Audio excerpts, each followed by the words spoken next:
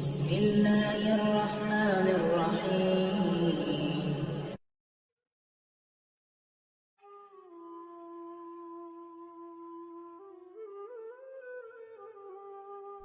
سلطان مراد Turkestan کا بادشاہ اور اسلامی دنیا کا حکمران تھا۔ عیسائیوں کی بڑی حکومتیں بھی اس کے نام سے کانپتی تھی۔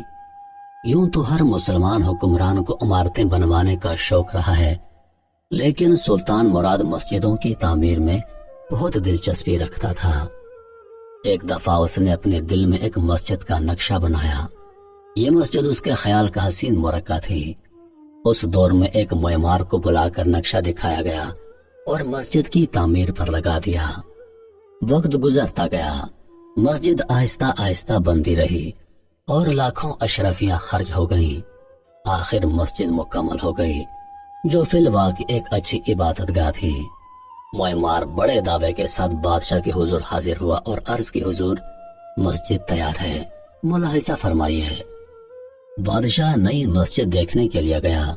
مسجد کو ہر طرف سے دیکھا، اوپر سے نیچے سے، شمال و جنوب سے، مگر اتفاق دیکھیے کہ اچھی عمارت اپنے تقاضے کے لیے بادشاہ کی پسند کے منتظر ہے، مگر بادشاہ ہے کہ اسے یہ عمارت قطعاً پسند نہیں آئی۔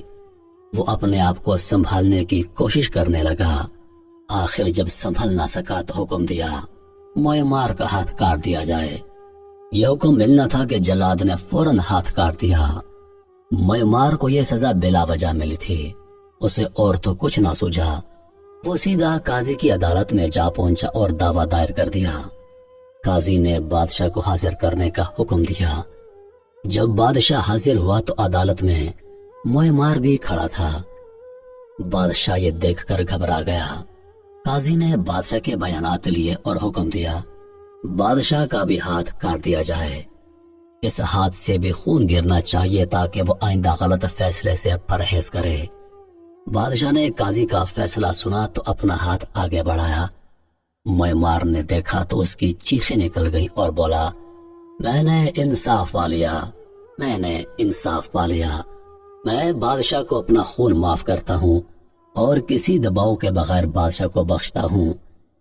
اتنا سننا تھا کہ بادشاہ کی جان میں جان آئی اور اس نے معمار کو بہت ساز و سامان دے کر رخصت کیا اور اللہ کا شکر ادا کیا کہ قاضی اسلامی احکام کے اعلان میں اس قدر دلیر ہیں کہ بادشاہ کو بھی مجرم قرار دیتے ہیں۔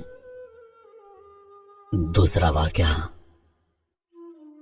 دو آدمی قاضی کی عدالت میں کھڑے تھے۔ ان میں سے ایک نے دعویٰ کیا کہ میں نے اپنے ساتھی کو مال بطور امانت دیا تھا۔ جب میں نے مطالبہ کیا تو اس نے دینے سے صاف انکار کر دیا۔ قاضی نے مدعی علیہ سے امانت کے متعلق پوچھا تو اس نے کہا، میں نے مال لیا ہی نہیں، یہ جھوٹ بول کر مجھے بدنام کر رہا ہے۔ اس کے پاس کوئی دلیل ہے تو پیش کر دیں، ورنہ میں قسم دینے کے لیے تیار ہوں۔ قاضی نے مدعی سے پوچھا۔ مدعی نے جواب دیا، یہاں سے کچھ فاصلے پر ایک درخت ہے، ہم نے پہلے اس کے سائے میں بیٹھ کر کھانا کھایا اور پھر میں نے اپنا مال اس کے سپرد کر دیا۔ قاضی نے کہا، تم ابھی وہاں جاؤ، شاید تمہارا مال وہیں کہیں پڑا ہو۔ اس جگہ کا جائزہ لے کر سیدھا میرے پاس آنا۔ وہ شخص چلا گیا۔ قاضی نے مدعی علیہ سے کہا، اپنے ساتھی کی واپسی تک میرے پاس بیٹھے رہو۔ وہ چپ چاپ وہاں پر بیٹھا رہا۔ قاضی دیگر مقدمات نمٹانے میں مصروف ہو گیا۔ قاضی کی سماعت کے دوران پھٹی ہوئی نگاہوں سے کبھی کبھی مدعی علیہ کی طرف دیکھ لیتا تاکہ اس کے چہرے کے تاثرات جانچ سکے۔ وہ شخص بالکل آرام اور سکون سے بیٹھا تھا۔ قاضی سماعت کے دوران یکدم اس شخص کی طرف متوجہ ہوا اور پوچھا، آپ کا کیا خیال ہے وہ اس جگہ پر پہنچ چکا ہوگا جہاں اس کا دعویٰ ہے، جہاں اس نے مال تیرے سپرد کیا تھا؟ اس نے بے خیالی میں جواب دیا، نہیں، وہ جگہ یہاں سے کافی دور ہے، ابھی وہ راستے میں جا رہا ہوگا۔ قاضی نے غضبناک ہو کر کہا، کم بخت، کمینے، تو مال لینے کا انکار کرتا ہے اور اس جگہ کا اعتراف بھی کرتا ہے جہاں تو نے مال لیا تھا۔ تو خائن، جھوٹا اور بددیانت ہے۔ وہ اچانک یہ جملہ سن کر خوف سے کانپنے لگا۔ اور اس نے اپنے جرم کا اعتراف کر لیا اور امانت واپس کر دی۔ محترم عزیز دوستو، یہ ذہانتوں کے پیکر قاضی کون تھے؟ یہ خدا ترس امیر المومنین عمر بن عبدالعزیز کے انتخاب کردہ قاضی ایاس بن معاویہ تھے۔ ایاس بن معاویہ کی ذہانت ضرب المثل تھی۔ آپ کی ذہانت سن کر ہی امیر المومنین نے آپ کو بصرہ کا قاضی مقرر کیا۔ لوگ علمی اور دینی امور میں پیش آمدہ مشکلات کے حل کے لیے ان کے پاس آنے لگے۔ بعض معلومات کے لیے اور بعض مباحثے میں مد مقابل پر غالب آنے کے لیے آپ سے علمی نکتے معلوم کرتے۔ ایک کسان آپ کی خدمت میں حاضر ہوا اور اس نے پوچھا، اے ایاس، کیا شراب حرام ہے؟ فرمایا کہ ہاں۔ اس نے کہا، پھل اور پانی کو آگ پر پکایا گیا ہے، اصل میں یہ دونوں حلال ہیں، پھر آگ پر پکانے سے حرام کیسے ہو گئے؟ حالانکہ ان میں کسی حرام شے کی آمیزش نہیں۔ ایاس بن معاویہ نے اسے کہا، اگر مٹی کی ایک مٹھی تجھے ماروں کیا اسے تجھے تکلیف ہوگی؟ کہا نہیں۔ فرمایا، اگر توڑی کی ایک مٹھی تجھے ماروں کیا اس سے تجھے تکلیف ہوگی؟ کہا کہ نہیں۔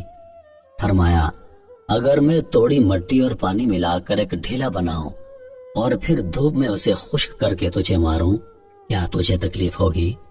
اس نے کہا، ضرور ہو سکتا ہے، اس کے ذریعے تم مجھے قتل بھی کر دو۔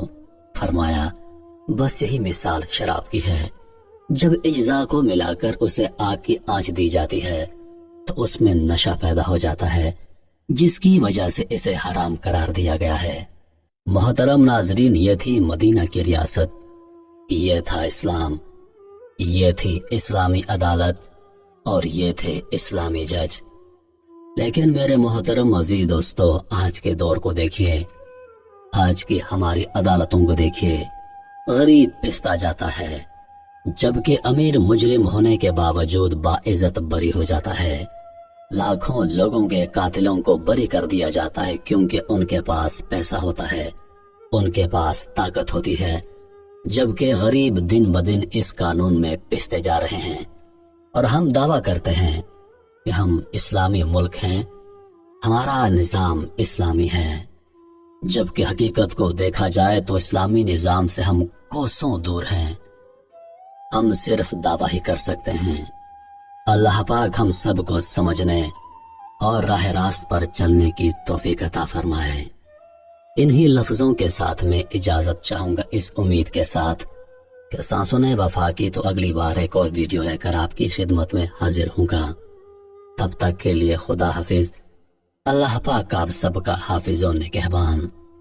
ہنستے رہیے اور ہمیشہ مسکراتے رہیے۔